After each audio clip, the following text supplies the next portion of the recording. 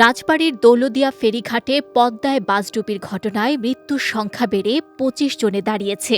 এর মধ্যে ১৬ জনের মরদেহ হস্তান্তর করা হয়েছে।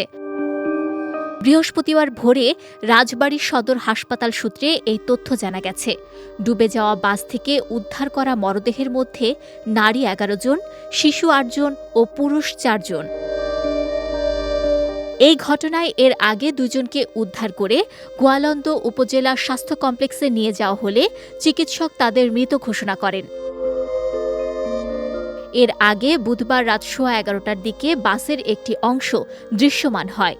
১১:৩০ নাগাদ পুরো বাসটি জাহাজ হামজার ক্রেন দিয়ে টেনে পানির উপরে নিয়ে আসে উদ্ধারকারী জাহাজ হামজা। এ সময় বাসের ভেতর মরদেহ ছাড়াও স্কুল ব্যাগ, জুতা, স্যান্ডেল, ভ্যানিটি ব্যাগ ও অন্যান্য ব্যাগ ভেসে উঠতে দেখা গেছে।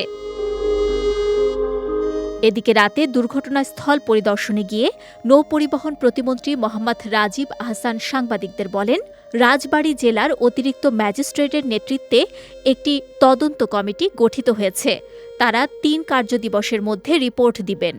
আর নৌপরিবহন মন্ত্রণালয়ের অতিরিক্ত সচিব মুহিদুল ইসলামের নেতৃত্বে ৫ সদস্যের একটি কমিটি করা হয়েছে।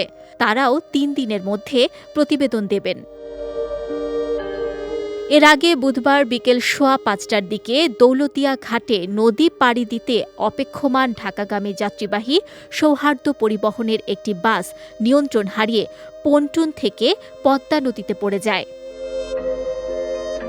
বাসটি যাত্রা শুরু করেছিল কুষ্টিয়ার কুমারখালী থেকে।